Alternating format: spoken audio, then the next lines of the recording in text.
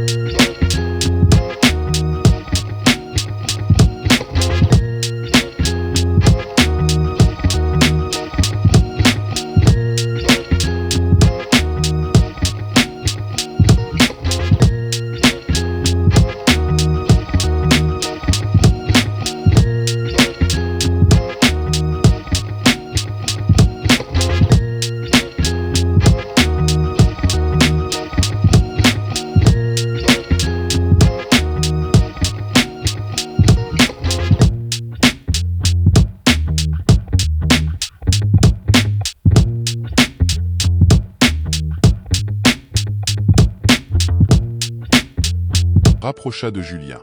Au fil des semaines, une complicité s'installa entre eux, nourrie par les longues discussions qu'il avait après le travail. Sophie, voyant en Julien un homme abattu mais déterminé, commença à éprouver des sentiments pour lui. Julien, bien que toujours dévoué à Emma, se sentit flatté par l'attention que lui portait Sophie. Cela créa en lui une confusion qu'il n'osait pas admettre. De son côté, Emma, qui sentait son mari s'éloigner malgré ses efforts pour maintenir leur relation, fit la connaissance de Marc, un séduisant voisin, lors de ses courses hebdomadaires.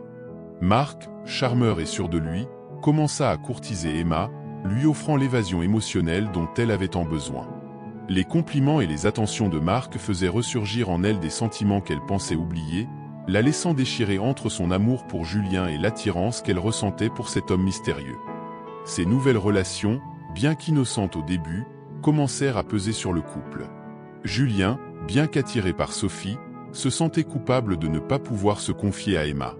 Emma, quant à elle, commençait à se demander si elle et Julien pourraient jamais retrouver l'amour qu'il avait perdu. Les tensions, les non-dits et les malentendus se multiplièrent, créant une distance insidieuse entre eux. La situation atteignit son point culminant lorsque Sophie, poussée par ses sentiments, avoua à Julien qu'elle était tombée amoureuse de lui. Julien, bien que touché, réalisa à cet instant qu'il risquait de perdre tout ce qu'il avait de plus cher s'il ne mettait pas fin à cette relation ambiguë. Il déclina gentiment les avances de Sophie, lui expliquant qu'il aimait profondément Emma, malgré toutes les difficultés qu'ils traversaient. De ne plus jamais laisser la vie les éloigner l'un de l'autre. Avec le temps, Julien réussit à stabiliser leur situation financière, décrochant un emploi stable dans une petite entreprise locale. Ce n'était pas le poste prestigieux qu'il avait autrefois, mais il était fier de pouvoir subvenir aux besoins de sa famille. Emma, de son côté, se remit à peindre, trouvant dans son art une source de réconfort et de revenus. Elle exposa ses nouvelles œuvres, inspirées par les épreuves qu'il avait traversées, dans une petite galerie du quartier.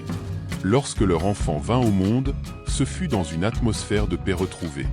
Leur petit garçon, né dans la modestie mais entouré d'amour, devint le symbole de leur renaissance. Julien et Emma savaient que la route serait encore longue et semée d'embûches, mais ils étaient prêts à l'affronter ensemble, main dans la main. Leur histoire, marquée par la chute, la tentation et la rédemption, devint pour eux une leçon de vie. Ils avaient découvert que l'amour véritable n'est pas épargné par les épreuves, mais qu'il en sort renforcé. Ils avaient appris que, même dans les moments les plus sombres, il y a toujours une lumière, aussi faible soit-elle, qui peut guider ceux qui refusent d'abandonner.